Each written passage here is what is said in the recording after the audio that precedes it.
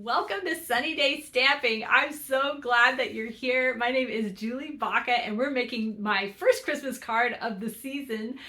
It's one of just several over the next several weeks as we lead up into the holidays. And as you can tell, I'm even more excited than normal. I don't know, just pulling out all those Christmas colors just made me so happy.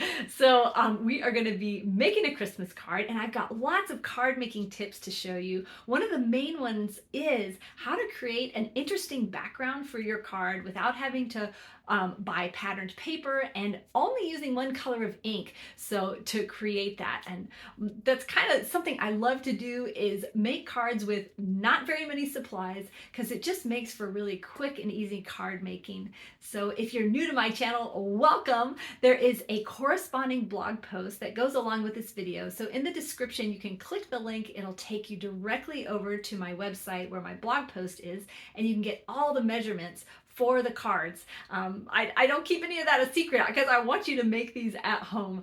So sit back and enjoy the video. Let's get started.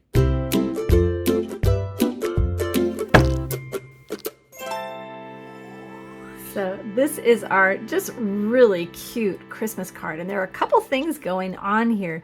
One, this background that adds some texture, and then two different kinds of ribbon also add to the interest and texture of this card. This is actually really quick to put together, so I'm excited to show you. I'm going to be using the Beary Cute bundle. This is new for this season. Such cute stamps. Look at this, all these little bears and different elements. I'm going to show you how to use just some of them, but you can use so many more ideas with this set. And then this punch cuts out this bear here, but also some of the designer series papers. Let me show you real quick. So this is the Beary Christmas designer series paper, which is so cute. I love the colors, but this punch is going to cut out this bear here. This is the Walk in the Forest designer series paper, which is great for Christmas and beyond, really. But this bear punch will punch out the bear in a couple of these designs. So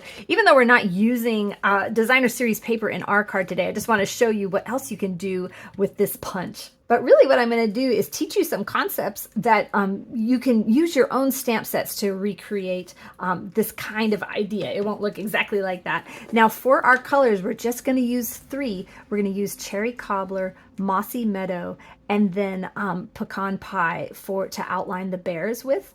We're going to be using the same color of cardstock for our Mossy Meadow background here, and then some crumb cake card base. You can find all the measurements for how to cut all these pieces over on my website. My email subscribers will get this print and make project sheet that has all that information on there. Link to the video, all the measurements here, and you can even scan this QR code with your phone that'll take you over to the blog post or the video so you can see extra. If you'd like this, you can sign up for my email. There's a link in the description of this video. But like I said, you can just head over to my website to get those measurements also. So you're going to want to cover your work surface with some kind of scrap paper. This is the grid paper from Stampin' Up, which I'm going to show you how to use later for the ribbons that we're going to add. But you're going to use your, this is your 5 1/4 by 4. And whatever color of cardstock you use, you want to use the exact same color of ink to create this effect. This is what Stampin' Up is awesome about, is their color coordination. So these colors are going to match absolutely perfectly. But I'm going to show you how you can get 3 or 4 different shades out of one color. So to create this, we're going to stamp once, don't re-ink it, pick your stamp up, move it a little bit, stamp it again, and we're going to do this 2 more times. So you're going to get 4 different shades of the same color, which is perfect when you're creating like a forest scene, because some will look close, some will look far away. And so we're going to do this a couple more times. You don't want to fill up the whole paper, because if you're walking through the forest, there are clearings, you know, so you don't want to fill the whole thing up. We do want to make sure we're adding just a little bit of dark and light kind of everywhere, as far as like the edges, just to make it look interesting. Now, one note, now these were stamped full. Now, if I were to stamp off to the side, if I'm only stamping a portion of my stamp, now when I go back, I'm just going to show this over here. If I were to stamp this directly on my paper, you can see that harsh line there where the cardstock is raised from the scrap paper. It's not going to absorb as much, so you're going to create this line. So you just need to be mindful of that. You don't want to stamp a portion of a stamp and then go and stamp directly on your paper. It's not going to look right. So now the way to around that though is, like, if I want to stamp a portion of this here, now I can just move this up and just stamp less of it. Make sure I can see that line on my scrap paper, not my actual card, and then stamp again like that. So this is like almost done. I don't want to add too much more, but I do want to add maybe just like a lighter tree there. So I'm going to actually stamp on my paper before I take it to my card here. And then I still have ink on here. I'm going to just bring it down. So let's see, maybe one more over here. There we go. Now, if you don't have this stamp set and you don't have this tree, look at your stamp set. What images in here can be repeated? Now, maybe you want to do snowflakes instead. That would work out awesome. And I made an example using that. Now, if you're one of my regular watchers, you'll know I like to usually get all of my stamping done first. But when I was making a bunch of these cards, I kept missing this step. So we're going to do this right now. We're going to add this ribbon right now. And so you're going to add it like 1.5 inches down from the top, and then you're going to tape it on the back. Now, if you struggle with doing this and it ends up being slanted, I've got a tip that is really going to help. So with your grid paper down here, they've got measurements along the bottom. So if you know you want this 1.5 inches from the top, we're going to line up our ribbon on the 1.5 inch mark, and it's got this wonderful grid, so I know this ribbon is straight. And now I'm going to take my card, and this is the top. I want 1.5 inches down from the bottom, and we're going to line this up on this grid paper on both sides. We're lining it up here and here. This is going to be absolutely straight because of that. Now grab yourself a little piece of tape and just fold this end over like this. And then grab your scissors. While you're holding this down, just come and snip this. And you can see what a tiny bit of ribbon that we're using. And then fold this over and tape that in place. And now you know this is going to be totally straight the first time. This ribbon is the new Very Vanilla and Black 3/8 inch ribbon, which is so cool. And it's going to look awesome with our Very Vanilla base for this. So if you take a look at the card again, we've got our base, which we made with the ribbon, and it's got this thin layer of white that really, or Very Vanilla, which really sets it off from that crumb cake card base, right? But I want to show you, we've also got this bear on the front. We don't want to waste all this paper. We're going to punch our bear right out of here. So go ahead and get the stamp for that. So before you stamp your bear on here, and you could punch this out and then stamp it, but I did find it was easier to stamp it first. I want to make sure where this punch is going to reach, because if I were to go and stamp my bear right in the middle at a weird angle or whatever, this punch is not going to reach. So just kind of eyeball where your punch is going to reach, and that's where you'll put your bear. So we're going to just put it right here at the bottom. And what you can go ahead and do, even though we're not going to use both of these on this card, go ahead and punch yourself another one. That second bear you can use as a seal for your envelope. You could also just use them as gift tags on your Christmas gifts and just write "to from" on there, right on the bear. So we'll save our little bears for later, and we're going to layer this on top right now so that we don't lose our pieces. I'm using my silicone craft sheet just in case any of this glue goes through.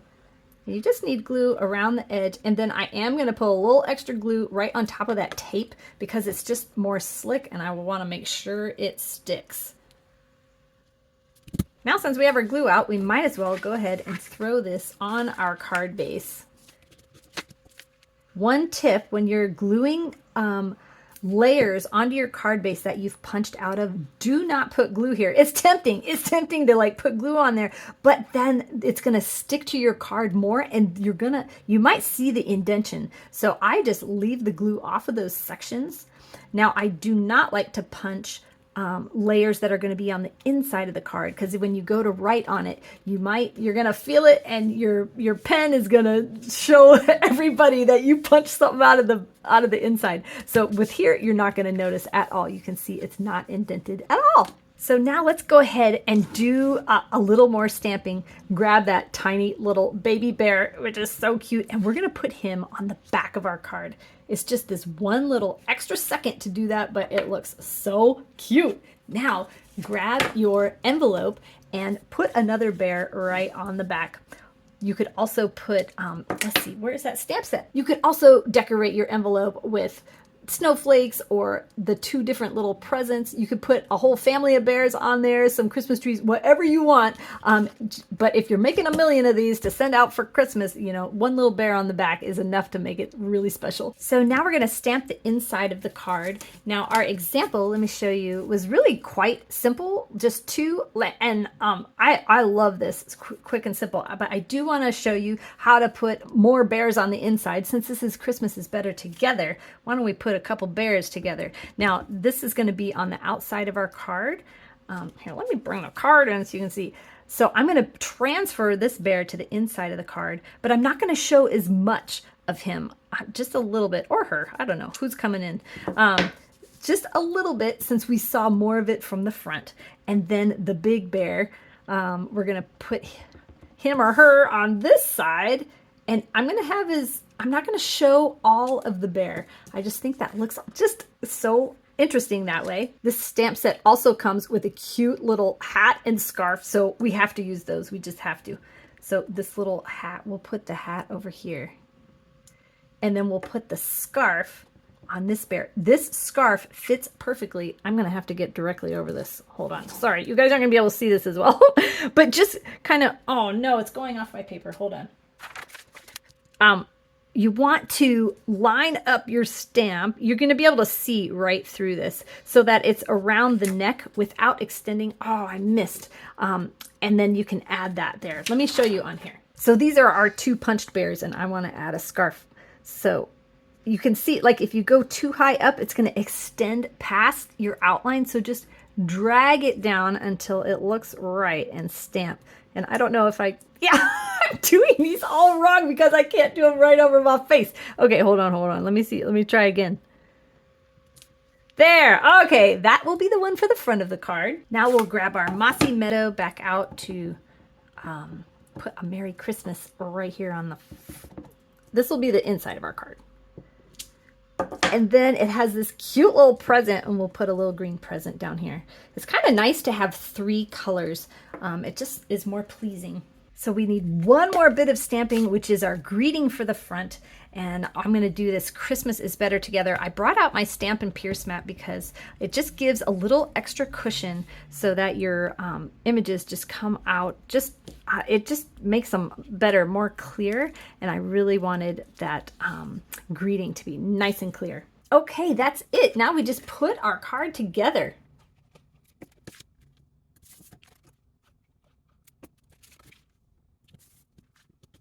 Now for the greeting, we're going to pop it up with dimensionals. You want to put enough on there so it won't get squished in the mail. And then you can just peel off the backs.